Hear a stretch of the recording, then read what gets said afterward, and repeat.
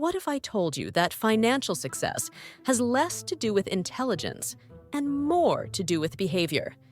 That's the key idea of The Psychology of Money by Morgan Housel, a book that doesn't just teach you about money, but about yourself and how financial decisions shape our lives.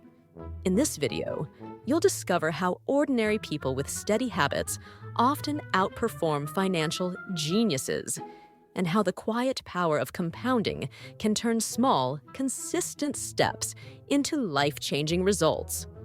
So, let's get started. Wealth is more about behavior than intelligence. Imagine two men.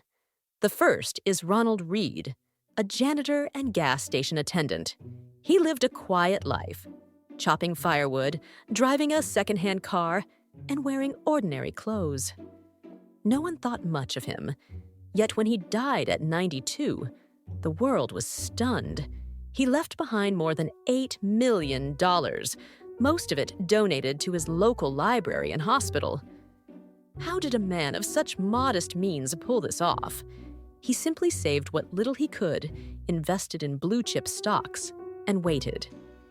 Year after year, his money quietly compounded. Now picture Richard Fosconi, a Harvard-educated Wall Street executive. He had everything: pedigree, connections, wealth. He lived in mansions, hosted parties, and borrowed millions to maintain a lavish lifestyle. But when the 2008 financial crisis hit, his empire collapsed. By 2014, his mansion was sold in foreclosure, and he was bankrupt. These two men show the heart of Housel's first lesson. Financial success isn't about how smart you are, but about how you behave. You see, we tend to think money is like physics. If you plug the right numbers into the right formulas, you'll get the right results. But in reality, money is more like psychology. It's about how you handle greed, fear, envy, optimism, and risk. Behavior is more important than intelligence. The janitor had no financial degree, but he had patience, discipline, and humility. The executive had all the knowledge in the world, but he lacked self-control. In the end, the ordinary man quietly outperformed the genius. And that's why the richest investor in history isn't the smartest investor. It's the most consistent one. As Housel reminds us through the story of Ronald Reed, the real engine of wealth is not brilliance, but behavior, saving, patience, and the ability to keep emotions in check when others lose theirs. Getting wealthy and staying wealthy are different skills. There are many ways to get rich: starting a business, taking big bets, investing aggressively. But staying rich? That's an entirely different skill, and it often requires the opposite mindset. Housel tells the story of Jesse Livermore, one of the most famous stock traders of the early 1900s. By age 30, Livermore was worth the modern equivalent of $100 million. When the Great Depression struck in 1929, millions lost everything, but not Livermore. He had shorted the market and in a single week made the fortune of his life. Newspapers hailed him as a genius. But Livermore didn't hold on. Success made him reckless.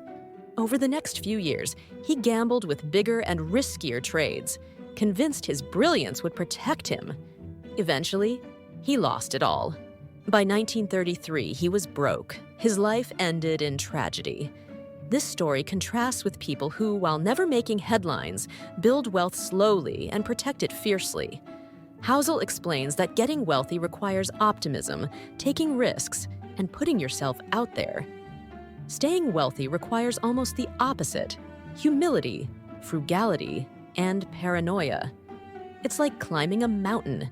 Getting to the top takes drive and boldness. But most accidents happen on the way down, when people feel overconfident. As Housel writes, there are a million ways to get wealthy, but only one way to stay wealthy: some combination of frugality and paranoia. You must respect luck, prepare for setbacks, and leave yourself room for error. Knowing when you have enough is crucial. At a billionaire's party, the writer Joseph Heller was told that their host had made more money in a single day than Heller had earned from his famous novel over its entire lifetime. Heller calmly replied, "Yes, but I have something he will never have. Enough." That simple word, enough, carries one of the most important lessons in finance. Housel tells a story of Rajat Gupta, who rose from poverty in India to become CEO of McKinsey, sit on corporate boards, and amass a fortune of $100 million. By any measure, he had made it. But being rich wasn't enough. He wanted to be a billionaire. That hunger led him into insider trading. Within a few years, his reputation was ruined, and he was in prison. Then there's Bernie Madoff, who built a hugely profitable and legitimate trading business long before his infamous Ponzi scheme. He was already wealthy, respected, and set for life. But it wasn't enough.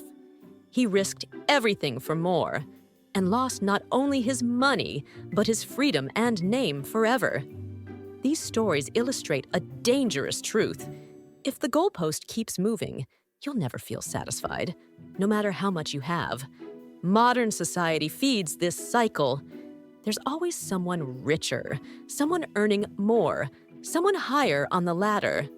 A rookie athlete earning $500,000 a year feels poor next to a teammate making $30 million. That teammate feels small compared to a hedge fund manager making hundreds of millions. Even billionaires compare themselves to people like Jeff Bezos. The race never ends. The wisdom of enough is realizing that the game of comparison cannot be won.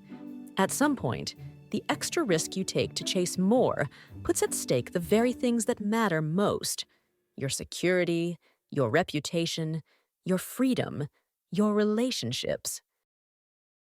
Compounding is the most powerful force in finance. When people think of wealth, they imagine big wins. A brilliant business idea, a lucky stock pick, or a sudden windfall. Housel reminds us that the true engine of wealth is something far less dramatic: time and compounding. To explain, he turns to the story of Warren Buffett. Everyone knows Buffett is one of the greatest investors in history. But here's what often gets overlooked. Most of his fortune didn't come from extraordinary investment strategies. It came from starting early and never stopping. By age 30, Buffett was worth about $1 million. Impressive, but not unimaginable. By his mid-60s, his net worth had crossed $3 billion. Over 90% of Buffett's wealth was earned after his 60th birthday. Why? Because compounding needs time to reveal its power. Housel puts it in perspective.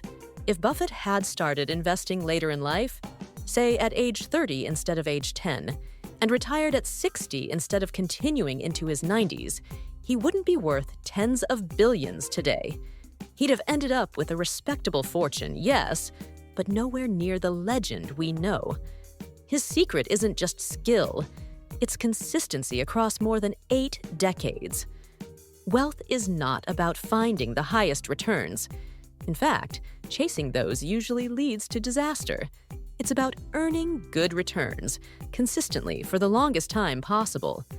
Those who stick around, even with average gains, end up far ahead of those who chase big wins and lose it all. As Housel jokes, the most powerful financial book could be just 1 page long with a simple title, "Shut Up and Wait." Freedom is the ultimate dividend of money. When most people think of wealth, they picture luxury: mansions, sports cars, designer clothes. But Housel argues that the greatest reward money can give isn't status or stuff. It's freedom, the ability to control your time and make choices on your own terms. He tells the story of the man-in-the-car paradox.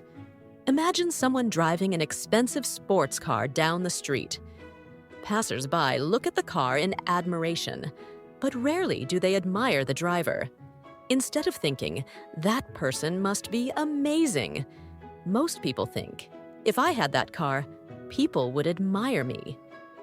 Ironically, the very thing people chase for recognition often gives them none. True wealth isn't about how others see you. It's about how much control you have over your own life. The ability to wake up and decide what you want to do with your day is the highest form of financial success. Money buys independence. A big paycheck is great, but if it comes with a miserable boss and 80-hour weeks, how free are you really? A modest income paired with savings and flexibility might actually buy more happiness.